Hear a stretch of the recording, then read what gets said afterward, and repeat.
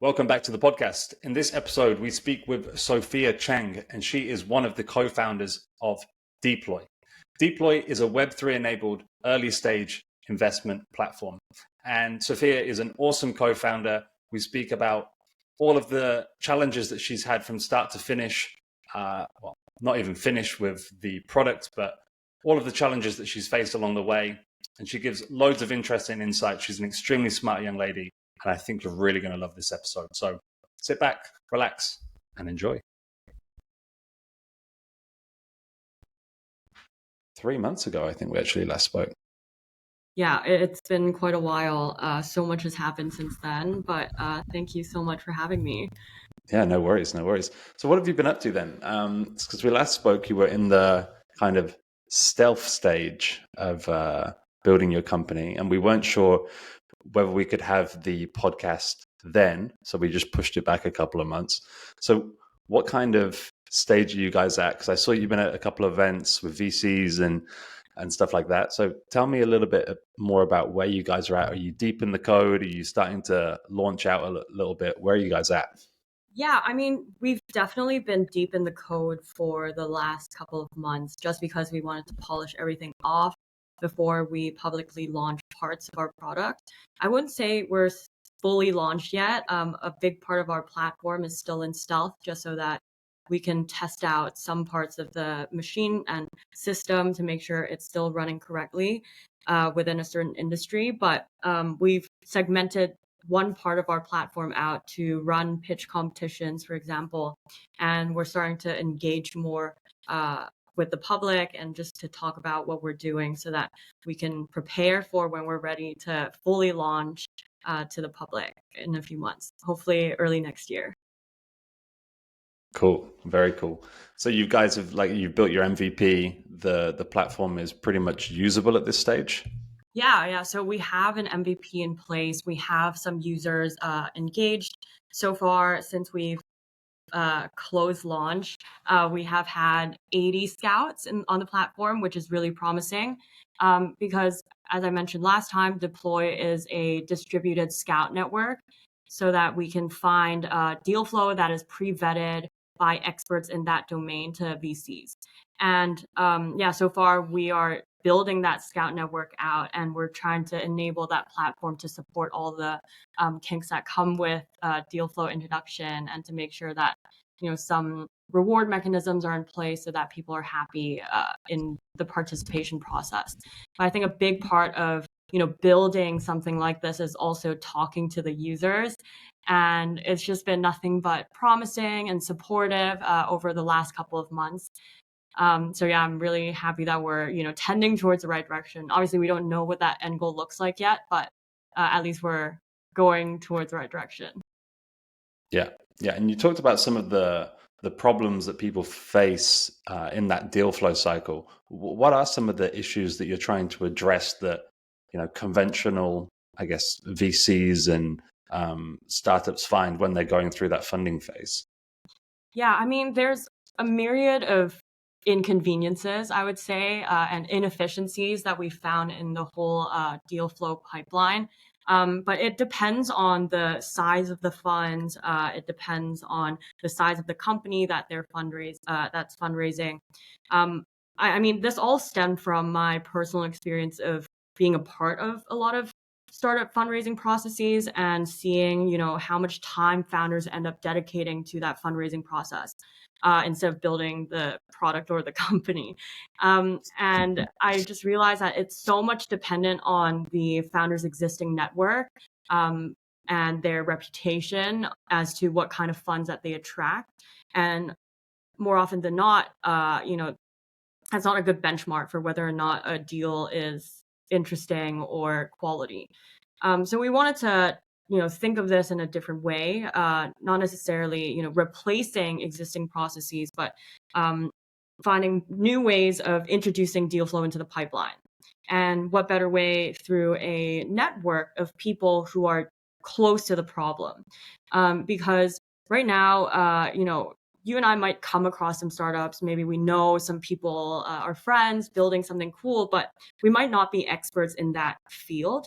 And so for us to vet for a startup that, we know nothing about is not the best case scenario. So we thought like long and hard on the drawing board, what would be the best way for us to bring deal flow that's not just, a classified ad.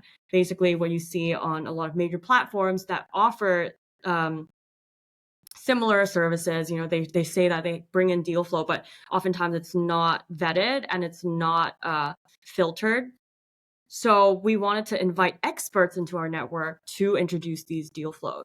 So that's kind of what we're building here. We're building the platform that allows for people to bring deals on that could be evaluated through our crowdsource intelligence gathering mechanism in order to view these deals through different lenses of the experts. And when you say about deal flow, explain that a little bit, because I think some people might not be entirely sure what you're on about when you mean deal flow. What does that mean on that side? So when a fund wants to find investment targets into startups or into, well, we're talking about venture capital here, so mainly startups. Deal flow is, it could be inbound or outbound. So inbound deal flow is when the startups go to the VCs and ask for investment directly. Outbound deal flow comes from the VCs interacting with the startups themselves. So we are trying to optimize the outbound deal flow process because in order for VCs to find these investment targets, they need to have people on the ground who are going to these events, talking to startups, listening to pitch competitions. They could have funnels through accelerator programs. They could have their own scout network as well, as we've seen with a lot of bigger funds. But that gap in the market right now that we're trying to solve is with early stage startups and early stage investors. Because a lot of these mechanisms are less established, and especially in Asia, we don't have as long of a history for venture capital ecosystems. So in Asia, there's a huge gap for early stage deals, and there's not a lot of expertise into how these deals can be evaluated. And yeah, I think the personal mission here was just so that we can allow for an alternative fundraising model for startup founders so that they can spend more time building their companies. And we also wanted to address, this problem of having very disjointed origins of deal flow for smaller VC funds, family offices, or early stage investors. So it's two sides of a marketplace, but we're just trying to bring it all together and create automated processes to help this industry. Very cool, very cool. And as a founder, then, if I'm coming onto the platform, what is the general goal then that the platform or the problem that the platform's definitely going to try and solve for the founder? Yeah, I mean, right now, through a fundraising cycle, oftentimes you talk to a lot of VCs, and they always request that you send in your data room, but it's always the same meat, but it's just presented differently. So basically, you are always organizing your data room into different formats for different investors because they sometimes ask for different things. And we just want to have a standardized way of looking into, what kind of information you're providing to these investors. So to streamline that whole fundraising process, like asking for money, that's first. And second thing is that when you pitch an investor and they end up saying no to you, I think 9 out of 10 times you don't understand why. You don't really understand, what went wrong in that process. And maybe sometimes if a nice VC comes along, they'll tell you, but more often than not, they don't have the time for that, nor do they want to tell you. So we're trying to create that feedback mechanism so that startup founders can also get, insightful and valuable information about, how they can fundraise better. And that's also where the expert evaluations come in. Not only are we crowdsourcing, intelligence on that deal, but through that feedback cycle, the startup founders can get anonymous feedback from industry experts to know, where they are in the market, how they compete against other players in that market, how they're doing with their business model, for example, what's lacking in their team. So you can get a lot more in-depth feedback that you would normally not get through a normal face-to-face manual fundraising process. And you touched on the fact that you have also gone through, I don't know, let's say painful cycles, let's say it like that, with dealing with VCs and being as part of startups and scale-ups. I also have been there as well, where it takes a ridiculously long time. You're never sure if the money's going to come in. Everything's up in the air. Talk us a little bit about that then, because that must have been one of the big influences, I guess, from joining your co-founder into starting this company, because you really had expertise and something to really bring to the market, right? So what kind of experiences did you experience in the past that made you kind of get to this point here? Yeah, I think it's hard to pinpoint that one aha moment, but it's kind of a accumulation of all of these experiences together that has led me to feel really strongly about this issue and wanting to kind of bring some change to the industry, because I think there are a lot of founders who are building amazing products, or they have the grit and tenacity and resilience, but maybe they just don't know that many people, or they're just small and they don't want to spend that much time, instead of going to pitch competitions, or going to talk to these investors. Maybe they just want to build a product that generates revenue. So very early on, when I started my startup journey, I worked for a drone startup in the UK. And back then, I think the startup founder was really really powerful. Like he was very convincing, like had a really strong mission, brought the whole team together. I think the company was really heading towards the right direction, and it was one of the best working experiences I've had. But I mean, he had the network and he had a really good reputation, and he was really great at selling that story. However, we were trying to fundraise during COVID, and with a hardware product, it became incredibly difficult to do this offline and doing, seeing a physical product when everything else was closed down in London at the time. And so, unfortunately, this great company that we were building ended up having to close down. That was one of the first experiences that I had. And, I said, why is it so difficult to fundraise? That's not the story that people are telling in Silicon Valley, and like all the survivorship bias that comes with it, right? It's like, oh yeah, you just ask VC for monies and you go for money and you go party and it's like that narrative was not the reality. And I think after that, I moved back to Hong Kong shortly after, just because COVID was such a big unknown at the time, not sure where the world was going. So I ended up deciding to go back to my like hometown and try to explore that region a little bit more. And then I would say that when I first moved back to Hong Kong, I was quite optimistic about the innovation ecosystem, because I always called it the Wild West of innovation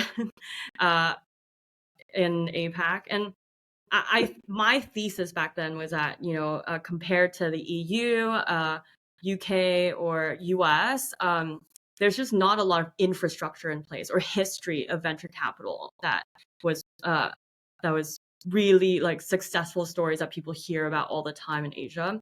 So I thought that it's great because there's no rules here. You can do whatever you want.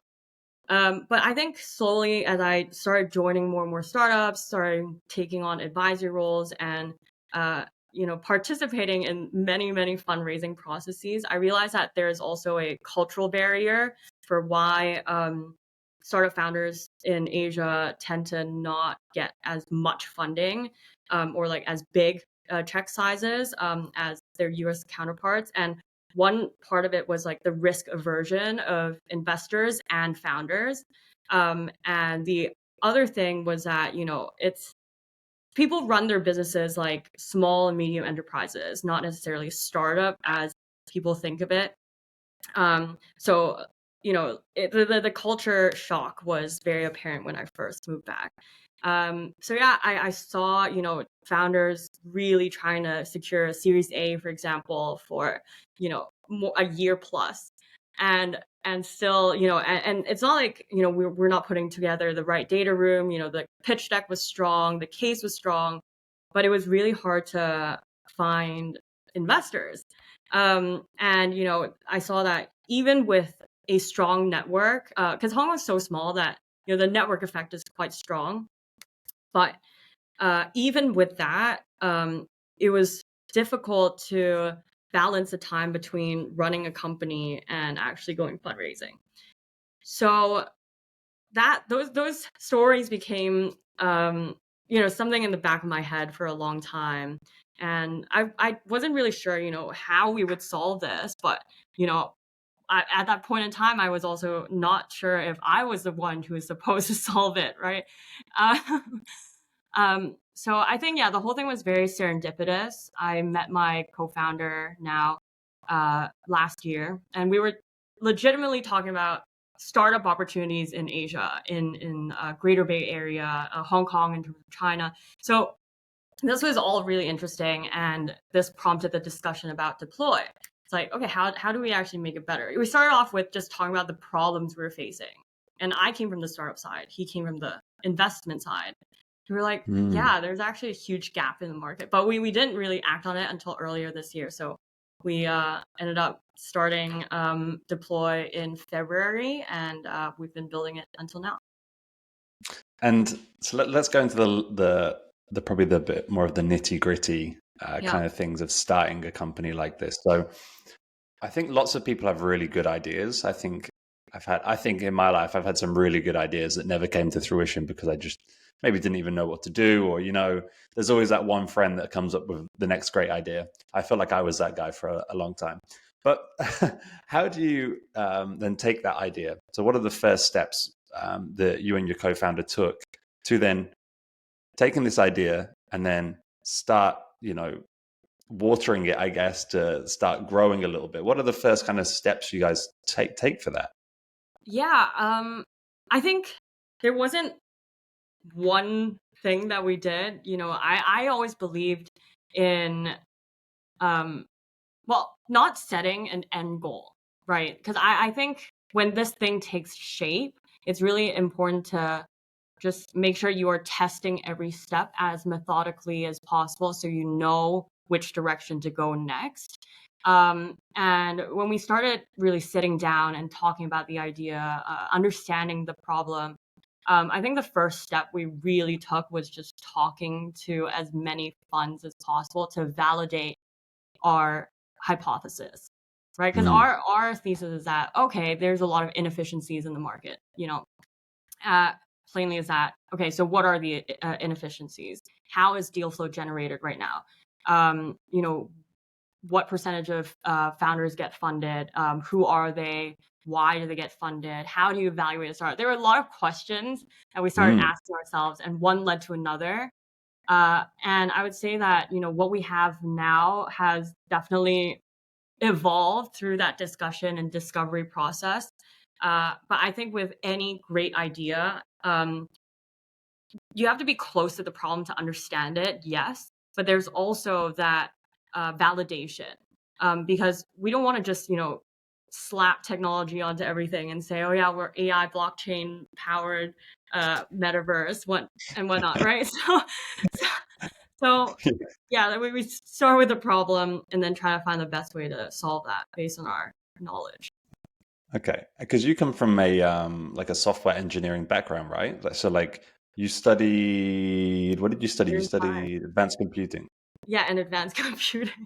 Yeah. Yeah, Okay. so I would say that my job, well, there isn't one hat that I wear, but I am mostly the technical founder, just because of my background. So I studied computer science in my undergrad, and my master's was in advanced computing, specifically with human computer interaction and human robotic Yeah. interaction in the lens of AI and machine Cool. learning.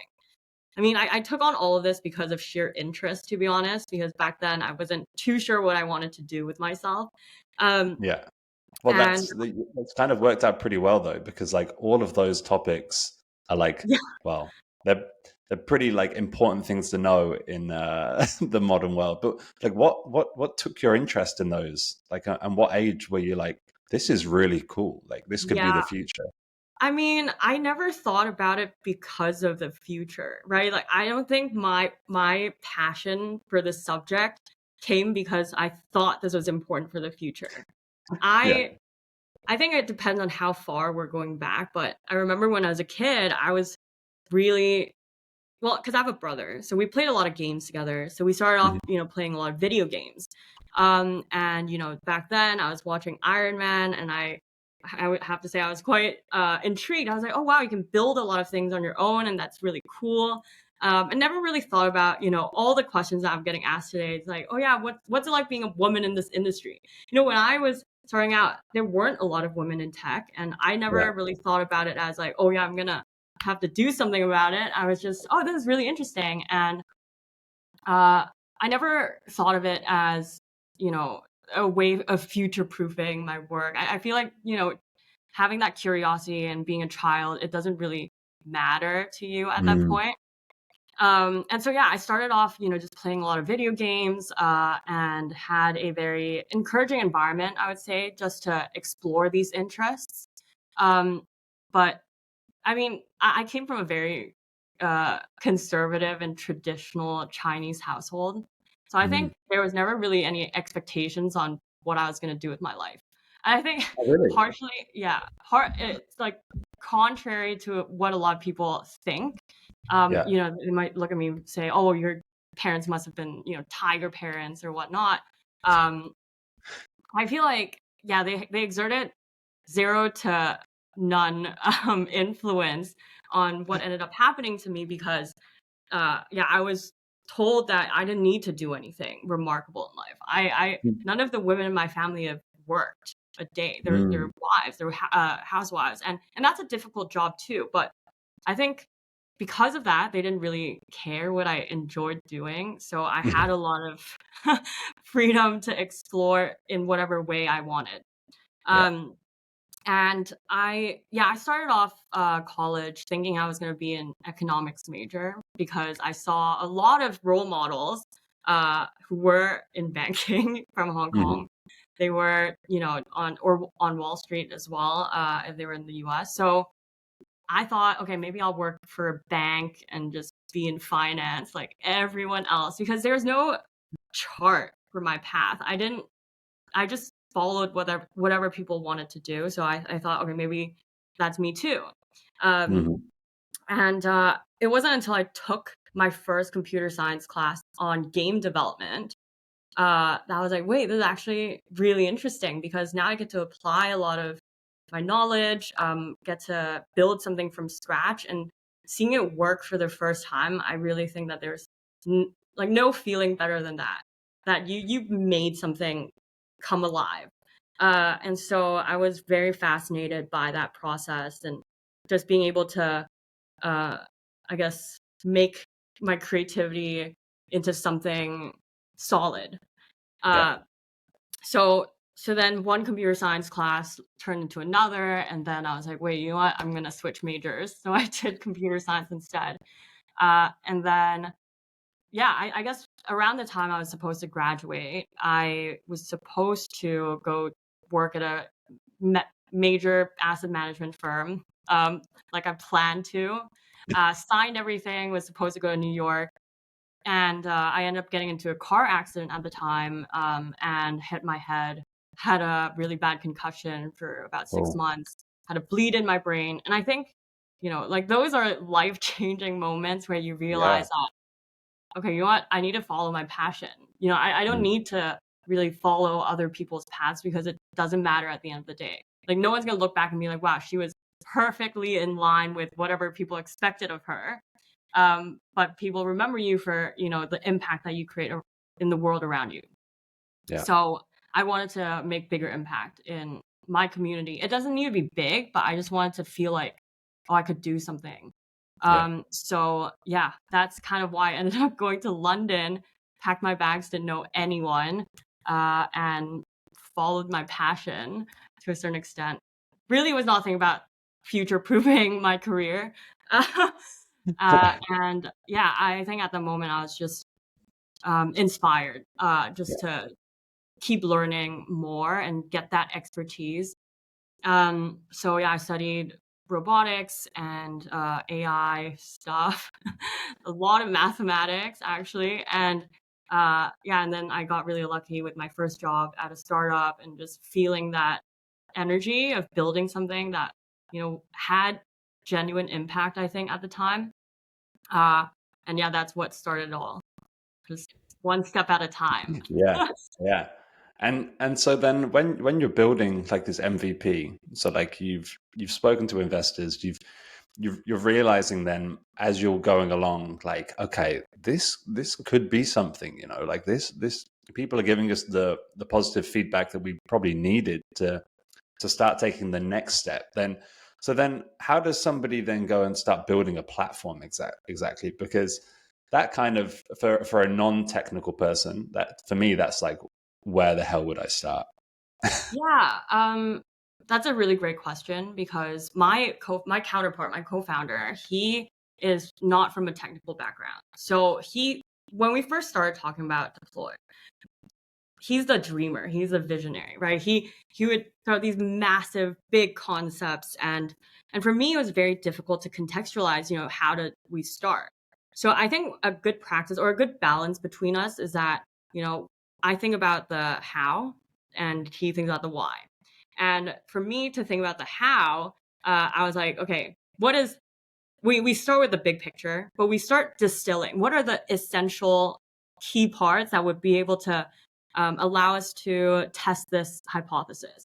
What is the minimally viable product? Because I think a lot of times when people talk about MVP, they're like, okay, it needs this feature and this feature and this feature and this feature. But you realize that a lot of it is not necessary to really prove your point. And at the end of the day, you're just trying to prove that, there is a market for what we're trying to sell here, and Yeah. whatever that may be. So, for us, it was okay. We wanted to revolutionize this deal flow. Okay, what does that mean? What does the deal flow look like on our platform? Like, and then for each step of the process, like, what is the bare minimum we can do? And we keep iterating on each of the steps as we go along, so that we can, easily switch things out. Obviously, we've learned a lot along the way about, how we work together, how to build something of this complexity. And I think I'm quite thankful that now building software can be so easily achievable with some of the amazing applications out there. There's so many open source tools. It's such a great community out there. If you ask some questions on forums, like even Reddit, you get answers pretty quickly on things you don't know how to do. So yeah, that's been quite the learning process, just engaging people from different walks of life and making sure that, we're just heading towards the right direction. And so have you been building this basically, so you're the only technical founder, so then have you been building it basically on your own then? For the most part, yes, but my co-founder, he actually tried to pick up some of the processes as well, and that's also why I said I'm really grateful that there are some amazing platforms. So we use this thing called Flutterflow, and it's basically a no code or low code environment for you to build mobile applications. It's a drag and drop, prototyping tool, and he's been able to really flourish and jot down his ideas with a tool like that, so that it helps me a lot when I'm designing these processes and microservices, how they communicate with each other. And yeah, we have like amazing people just supporting us along the way, friends that we've made in the ecosystem that would give us advice. And yeah, so my co-founder has been really helpful in this journey, because it is hard, like building a product on your own. And we recently made our first hire, and we're going to keep hiring as well. So hopefully Nice. we can move towards the right direction faster. Yeah. That's one of the beauties of scaling people. You can move to where you want to go to faster because more hands make lighter work. Yeah, Yeah. Oh man, I had a question that's literally just slipped my mind. Oh my gosh, all good. It that's so happens. annoying when that happens. So you were into the building phase. Oh yeah, that was it. So are you guys bootstrapped at the moment, or are you then doing your own investment rounds? Is it like pre-seed, Yeah, friends, so family, stuff like that?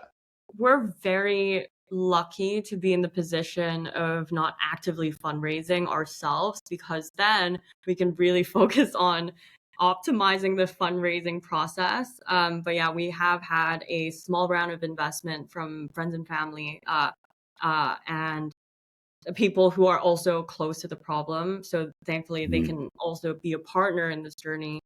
And yeah, we are not actively fundraising, but obviously, if there is an ecosystem partner or someone we've identified to be uh, key for us to build the next phase, and I'm sure we will um, take on that chance. But then yeah, right now I primarily am focused more on building the product and testing it, making sure that works, and then we can test with a new segment or new vertical, just like step by step, and not having that pressure of having to go out there and do the road shows and pitching VCs for both money and to be our clients. Like I think we were very, very lucky in this process. Yeah. Yeah, I was just thinking of like the problem you're trying to solve. It's kind of a catch-22 when you're then the one trying to raise the money. It would have been a bit of a catch-22, like, oh, this is why we need our product on the Exactly. market, so other people don't have to have this problem. Yeah. Um, the other thing I wanted to mention, so is the first hire a technical person then to help out with the like the platform? Yeah. So the first hire is a front end developer, so that we can just make everything look nicer. Because I think that's one of Yeah. the biggest problems with us testing our MVP, was that when you make it as bare bone as possible, it's not gonna be pretty. And I Mm, think one major hurdle that a lot of startup founders go through is that you just feel really embarrassed by the state of your product when you're trying to launch, because you never feel like it's ready. But I yeah. can, yeah, I know 100%, like it will never be perfect, but it's better to just try than, make it perfect and not try at all. Or like run out of runway before you even, finish.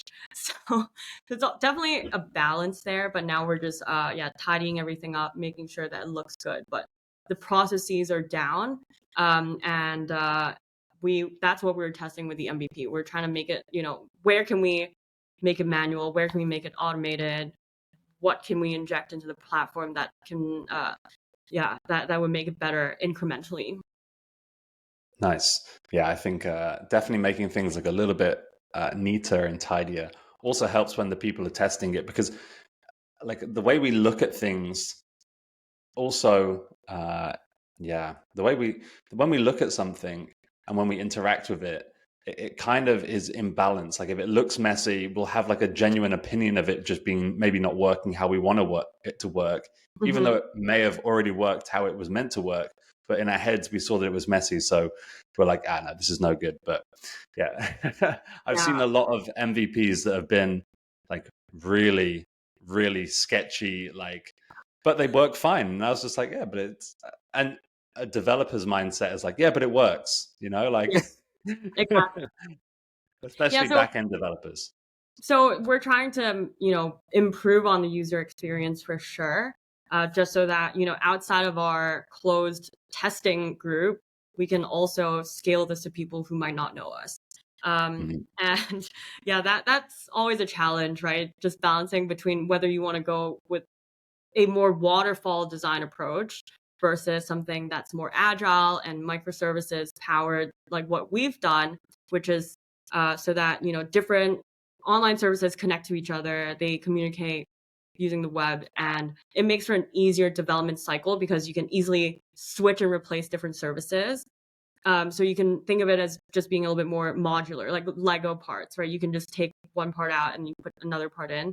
Whereas, waterfall approach, if you start from a massive design requirement and then you like start building the whole thing and it's not ready until all of it is checked off, that obviously is going to take a lot more time, like human resources. And at the end of the day, if it doesn't work, you've also, lost a huge chunk of money. So, so we're trying to balance the two. And now we're trying to make it a little bit more aesthetic, I would say. Yeah. And then like future hires, I know it's probably like you probably thought about where the next kind of hires would be coming from. Is it again probably on the technical side? Because I'm guessing the other co-founder is the one that will be more of the commercial guy, I guess. Is that how you see Exactly. it? I mean, the way we've tried to split our responsibilibilities just to make it a little bit more manageable was that I build, he sells. That's, Yeah. that's it. Like, it's on our contract. No, I'm kidding. So yeah, I think the next few rounds of hire will definitely be more from the technical front, just because there are a lot of things we want to add on, but we haven't been able to, just because as early stage founders, you kind of have to do everything, like from sales Yeah. to operations to like I was going out to print business cards the other day, and for a long time I was using a QR code on my phone, but then I realized, okay, we're going to all these events. Some people just don't know how to use a QR code. And so, okay, Yeah. I will go and physically go print some cards out. So I mean, you're doing just really random things, but at the same time, there's so many things I want to build and add to our platform because I know that it will just improve everyone's day. So Yeah. yeah, I think the next few rounds will probably be around technical hires just to help ship faster. Yeah. And how do you then prioritize what is the best thing to do? Because I find like with my business, I have like 300 million ideas that come into my brain every single second. And then like actually trying to figure out what is the most important thing to work on. How do you figure that out? Because that's actually something that I find really difficult to do. Yeah, I have struggled with that for a long time. I'm very grateful that, I had a lot of PMing experience, just project management, product management over the course of my career. And so it allows me to know, what is urgent, what is not, what is, you have to always balance that risk and reward. If we're spending a lot of time to develop this massive feature, is it going to actually end up giving us more value? Uh, but it's definitely constant practice, and I try to carve out my days so that I'm not barring those ideas from happening. So, for example, if I have an amazing idea, I have a log of crazy ideas. I think it's really important to have those as well, like moonshot thinking. Um, on the other hand, I carve out the time every week just to go through that list and tag them with the Eisenhower matrix. So, what is important and urgent? And what is, important but not urgent? What is urgent but not important? What is not important, Mm. not urgent? So that I Yeah. can prioritize the tasks. And during the development calls, I will then dish out the tasks, and we can discuss, where we're at as well. But I think now that we have an actual hire on the team, it makes for a less chaotic setup so that we can actually get a lot of things done. Yeah. Yeah. Because, well, startups are always chaos. That word, whenever I speak to a founder, that word always crops up at some point, the chaos word. Um, Yeah. but so when chaos does arise, because I'm sure there's been a couple of setbacks, and what do those setbacks look like? Because you don't have to go into too much detail because I'm sure they're probably a little bit painful. But every startup goes through setbacks. They go through problems, issues. How do you then manage to get through those and through the other side? Because I think that's when a lot of people just think, oh no, this isn't going to work. Let's just stop. Yeah. How do you guys get through that? I think we haven't reached that time yet to get a really, really, really negative That's setback. good. And I think mostly this is because we haven't been public yet, like completely public with our platform. So we're not getting, that backlash. But I would say that, I don't see setbacks as being painful at all, actually. I actually like challenging times because I think that is what makes life worth living, how you actually come back out of it and how you like I think there's a lot that you can, have in your internal mindset that could restrict you from trying something out. But I see every setback as a learning experience. I think there's always something to be gotten out of it. So, for example, in the early days of Deploy, before we had anything, no platform whatsoever, we're just talking about this idea to people. And depending on how we're pitching it or how seasoned they are as investors, I've spoken to so many people who have said, "Nah, that's not gonna work," or Yeah. "Yeah, we've tried that 5 years ago, it didn't work," or like things like that. But then I go in and I ask them, "Oh, why didn't it work?" Or Yeah. "What went wrong for you?" So we don't Yeah. Yeah. go through the same thing, right? So even in the face of negativity, I feel like you could definitely find a silver lining in any given. It's just about how you change your mindset to face these adversity. And yeah, I mean, obviously, I think it depends on how uh like how you see risk and how you see chaos, right? Like for me, I really enjoy being in chaos because I think I'm quite a logical person, and uh, having been in computer science and data engineering, I love finding those patterns in chaos. I love bringing order to chaos, and so I think for me, it's I love every day that I'm doing this. When there's a lot of chaotic energy, as people say, Yeah. that we can distill and find the trend and pattern and learn something out of it. I think that's great. Yeah, I totally agree. I've heard some really good quotes on stuff like that where I think, yeah, you're right. The changing of the mindset when somebody gives you something negative, or if somebody says like no in sales, or no, I don't want your platform, the best thing to say is, okay, why? Just give me some more feedback, because then they'll start unpacking all of the problems that they're foreseeing that you maybe not have thought of. So I love that mindset. And going into mindset, then, like when you're probably working as much as you're working on a startup, I think that most of your time will be spent in the business, right? Everything is in the business, building, building, building. Do you then have the time for like personal development, personal growth? Like, because that's one of the things I found when I'm just working like 12-hour days, 13-hour days. I don't have the time to like, read a book on maybe how to grow my business, or how to be better at marketing or stuff like that. Do you find time for any of that stuff? Yeah, that's a great question. I've been thinking a lot about this as well because I think it always has to come from balance. And I feel that if we're trying to uplift that startup community without being able to uplift ourselves is a really difficult place to be. So a big part of that mindset has to come with discipline, I would say, and habits. Um, yeah, I mean, Atomic Habits is like a golden book. I wouldn't. I think in the past, I would feel really guilty if I wasn't working all the time, and I think that Yeah. mindset of guilt and uh, you know that productivity, um, like you always have to be moving, you always have to hustle. I think that's actually at the detriment of the business as well. So it's like if I'm spending that time to unwind, to be present in my personal activities, it's actually better for the business in the long run, right? Because then Mm. I can have that time to reflect and get energy to do more later, as opposed to keep running yourself down. So I've Yeah. really tried to embody that over this year.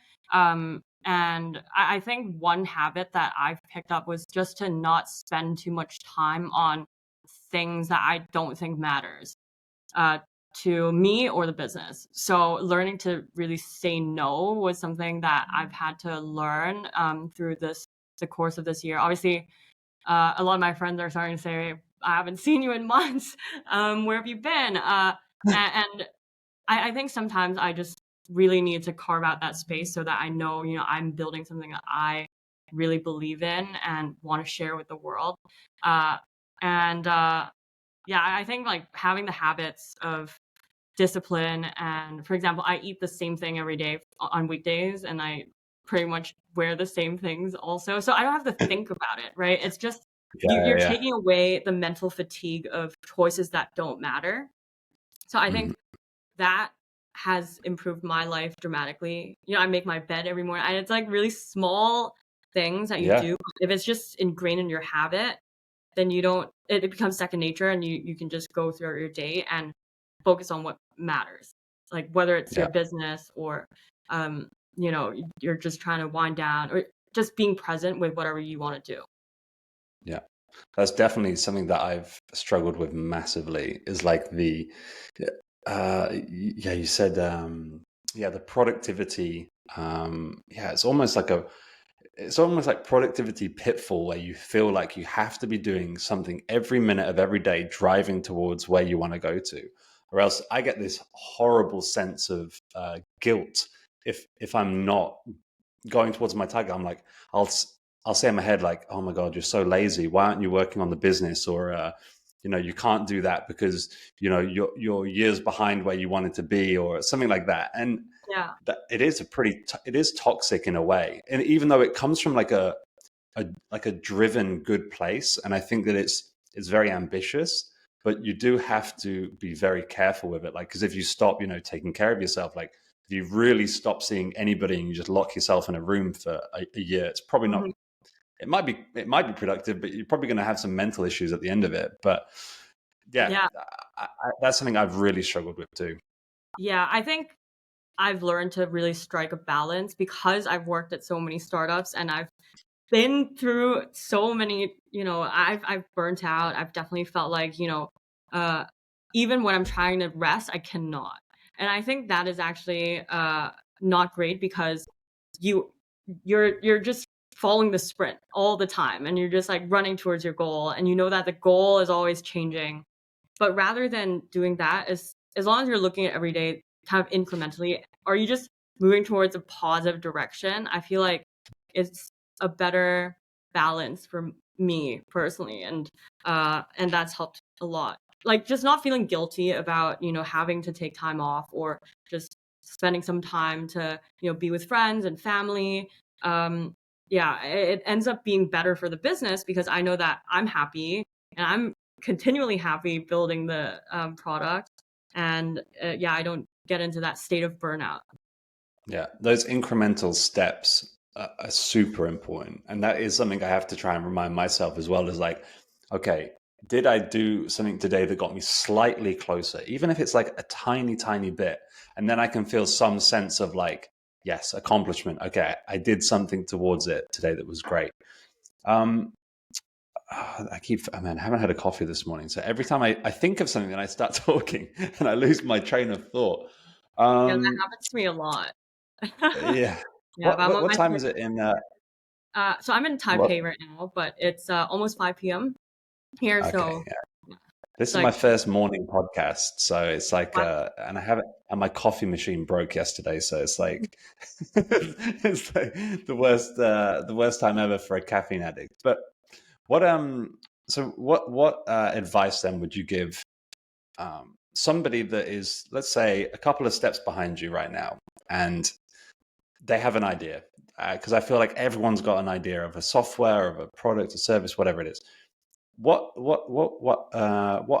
advice would you give somebody like that, and how would you help them get it off the ground and start up? Yeah, I think just do it. I mean, I know that everyone would be in a different circumstance, be it, financially or socially or whatever. I think that there are ways, as long as you try. You can think out of the box. And, if there's like the old adage, if there's a will, there's a way. I really do believe that. And, be it you're just working on this on the side just to test it out, you can always zoom out a little bit and start small. Like, what's the first step that would validate to you that this is something worth doing? And this is what I did with Deploy as well. Like, I was still at my previous role. I wasn't feeling amazing. I didn't feel like I was growing. I wasn't feeling like, I was making an impact anymore.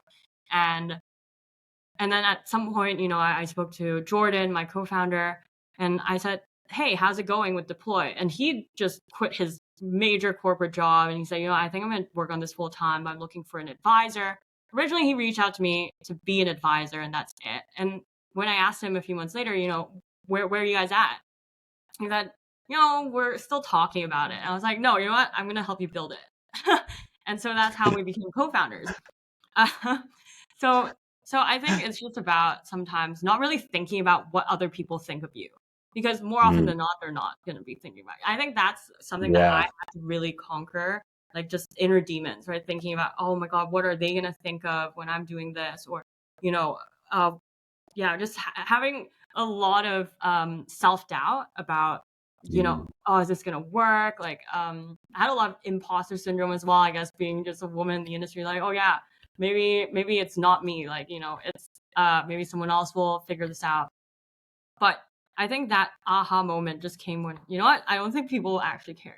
I think life is short. Just do whatever you want, and make sure that, you find your purpose, you find what drives you forward, and just one day at a time, go towards that. Yeah, I think that imposter syndrome will strike pretty heavy to most founders who listen to this, and definitely not like when you think about like people caring about you, you have to also think about, do you really care that much what other people are doing? No, you don't. Like, you really actually don't. Everyone's so busy with their own life and their own things that they want that nobody really has time to think that much about anybody else. But in your head, you make up this story like you're the main character and everyone's eyes are on you all of the time. And it's like, sometimes you just need reminding that, God, you're actually not that important. And nobody's really going to care if you do it or you don't do it. Either way, they'll be flicking through TikTok anyway, and then 2 minutes later they've forgotten about you. So it's one of those things. Yeah, and I think that is especially apparent in Hong Kong, just because it's such a small society, and I feel like, when you're such a small island with that many people, you just have a lot of competition, a lot of hearsay, a lot of gossip, and you just start thinking about, oh yeah, what if people think of this and that. But then at the end of the day, I really don't think it matters, because if you have a perspective of how big the world is, there's so much that can be done, and we don't need to be stuck in that cycle. We don't need to be told what to do. Just, follow your heart.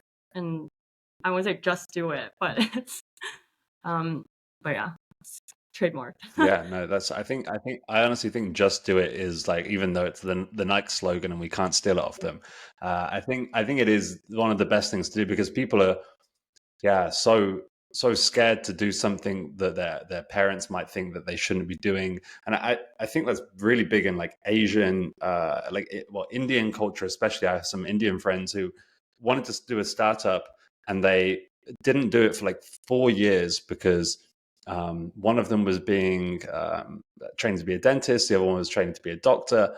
And they were so worried about what their parents would think, and that's such because I'm sure their parents want the best for them. That's the craziest part for me. It's like their parents obviously want the best for them, but at the same time, they would pressure them to do something they don't actually want to do, which is kind of a weird situation. I can't wrap my head around that. Do you know what I mean? I mean, there's definitely some cultural there's cultural implications to this. And I think, Chinese culture as well, it's very much about living up to your parents' expectations, and the way that your childhood has shaped you. And I think I'm very much testament to this, but maybe it's just my personality. Like I'm quite stubborn and I'm quite, I want to get my own way. I'm competitive, I like the challenge. And I think at some point my parents just kind of gave up. They stopped trying to tell me to be a doctor or a lawyer, like all of my friends who are. And yeah, I just did something completely different. I think of my class that, when I went to school, 14 people, 7 are doctors, 6 of them are lawyers, and there's me. So, uh, yeah, it's quite an interesting market. Yeah, yeah, I can imagine. I always find that interesting how different cultures have like different expectations on their children. I feel like for where I'm from in the UK, it's slightly different. I think there's just there's quite a big pressure to go to university, and that's about Mhm. it. Like there's not as big a focus on like, oh, you have to become an engineer or you have to become a doctor. And in some cultures, like for my parents, it was just like, yeah, kind of just do what you want, whatever makes you happy, which is really nice. But if you're a inherently lazy person like I was Yeah, or am, you kind of need like a kick up the butt sometimes and being pushed into a certain direction. yeah. But But I so really let's do wish that, oh, sorry. no I carry on. Sorry, no go. Yeah, I really do wish that there was a little bit more encouragement in the whole ecosystem as well, especially for from families and for young girls. Because I kid you not, I went to this conference the other day, and I don't want to name names, but this head of investments of a major bank was asked a question: Why do you think there are not a lot of women in who are founders? And he legitimately started off saying, I think women are just naturally inclined to not like tech. And they don't like to join startups because of the risk. So they tend to join, growth companies maybe, but they won't found their own startups. And I was saying, wait, how do you know that women don't love tech? Like, who are you to really generalize to that extent? And I think, a lot of this narrative and language can be changed to just make it a little bit more inclusive and just help people out, because it is a scary first step. It is hard to just, say, okay, I want to, put away everything and just go down this path. And that's also why it's okay to start small. It's okay to just test an idea. If it works, great, keep going. If it doesn't, test another idea.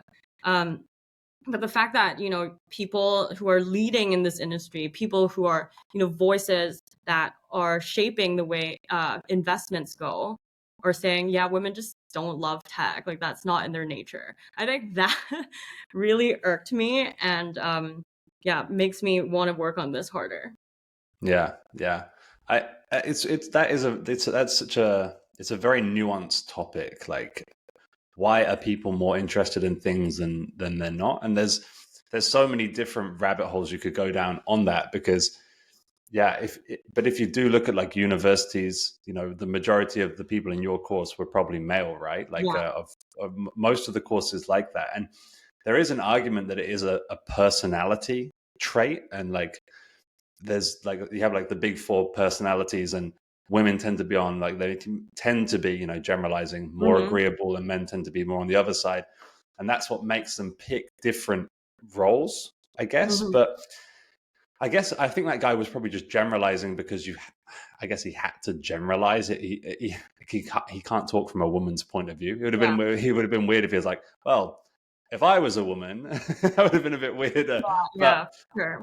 I kind of get where he was probably trying to go with that. But again, from a woman in the tech industry, Yeah. hearing that must be a bit like, screw you. Like, no, I'm into tech. Like, I can Yeah. do it.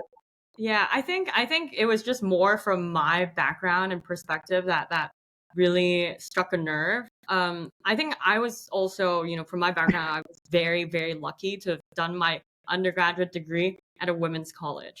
So Mm, it was only women. And so when I went to computer science class, it was, yeah, there was none of this stuff about, oh, gender imbalance in the workplace. There was none of like, oh yeah, yeah, what's it like being a woman in tech? No, like everyone that I met, were of the same demographic. So I was like, yeah, I think growing up and just starting with computer science and not having to worry about that really, really impacted my views on this. And that's also why, this is all just my personal opinion, but I think that's what made me think about, okay, how do we increase participation? How do we make this just a little bit more open and not just barring people from entering because they are of a certain gender or Yeah. background? I honestly think anyone can do it with AI now. It's such a great enabler because I think startups can be smaller. I think check sizes will be smaller. I think um, there are a lot of great tools out there as long as you try and don't give up in the process of trying. I think a lot of people start with, one or two ideas that they're trying out and they're like, yeah, it doesn't work. Never mind. But I think what distinguishes, a good founder from, other people is that even in this phase of failure, you just keep going. And maybe it's crazy. Like a lot of founders might have their personal reasons of doing so, but yeah, I see that there's this mentality of just regardless of what happens, you just keep going. And I think just don't stop. Yeah, I think whenever I get to the point, and I think I'm stealing this off somebody. I'm probably stealing this off somebody, but whenever I get to the point of wanting to stop, or I'm thinking, why the fuck am I doing this? Like, why am I doing this? Like, what is the point? I always remind myself, is like, this is the point where most people stop. And that's why you have to keep going. Like, whenever I get to that point, I'm like, this is the point where everyone just goes, no, it's not going to work. It's not for me. And that's when they end up back at that job that they hate, back doing the thing they didn't like. And that is the one singular thing that comes into my head whenever I wanted to stop. It's just like, well, if you stop, then you'll just be like everybody else that stopped. Yeah. And I always just consider the alternative, right? What is the alternative path? I would just be at a desk job. Would I be happy? I don't know, maybe. But right now I'm here and I want to make the most out of it. And I think that's all I can ask for, really. And yeah, there are times where you're tired and just fed up, right? But then is it enough to make you change and pivot or go into a different career? It depends. So yeah, I mean, I think right now we're not at that stage yet, but I am foreseeing that, we will have a lot of backlash and people just saying no to our faces. But I think even with the mentality of going into this industry in the first place, it's fine. I don't care what other people think. As long as there are some people who like it, that's good enough for me. Yeah. That is going to be, I think, the hardest thing for most founders to face, is that negativity of some people saying no. And it's like, you always have in the back of your head, right? Like, but what if they're right? Like that is like a thing that's like, yeah, what if they are right? What about if it isn't going to work? But on the flip side, then you've got to think of it the other way. But what about if they're wrong? And if it does work and you never tried it, you never went for it. That's a worse thing to live with, I think. Yeah. Never trying and then never knowing is way worse than trying and it not working out. Yeah. Or even worse, you think that it's okay, yeah, it's not going to work out. And then a year or two later, you see another startup just, who crushes it. With the same idea. And then it boils down to you never tried. So and like, because if you try and it doesn't work out, and then somebody else does it, it's less of a blow, because you're like, you'd obviously want to know how they made it work, but it would be way less heavy on your mind thinking, well, at least I gave that 150% or whatever it was. Exactly. So we're coming up to an hour, and this is kind of the ending point of the podcast. So I always like to end it with a piece of advice that you probably have. I know we touched on it a little bit with the just do it, but if we can touch on maybe a different point on that for a founder who, let's say a founder who is past the MVP stage now, taking it to market. What kind of advice would you give somebody like that? That they probably need to hear right now? They should fundraise on Deploy. No, no. I think keep talking to users, because I think a lot of founders at the MVP stage, that's when they're most active in talking to the users, because they want to validate the initial idea. But once that MVP is out and then you're getting to the growth phase, I think a lot of times people forget that, those users still exist, and you want to keep improving on the product, right? You want to keep making it better and better. And people forget to talk to the users, especially founders, because now they're like, okay, yeah, I have other people to do that for me. But I think, Mm, in order to build the business, understand what you're building, why you're building it, and understand, how you're operating your business. You need to also talk to your users and really go back to the beginning and understand, the why. yeah. So yeah, I would just say keep yourself in the loop throughout the process. It's not like, oh, once you're a founder and you've made the MVP, that's it. It, I think success is definitely not a fixed goalpost. It's constantly moving away from me, but you're always chasing it. I think the process is what matters the most. Nice, nice. And so, where can people find out more about you, Deploy? When will people like so founders that are listening to this who are wanting to raise capital, and maybe VCs that might be listening to this as well? Where can they find out more about you and Deploy? Yeah. So our website is deploycapital.online. That's our website, and major updates will be coming to that site soon. And then if you would like to follow me on LinkedIn or connect with me, I'm very happy to do so as well. Cool. Sophiya, thank you so much for joining me, and I hope you have a great rest of your evening. Thanks, David. I really enjoyed this chat. So thank you Thank, so much for inviting me on. no worries. Thank you very much.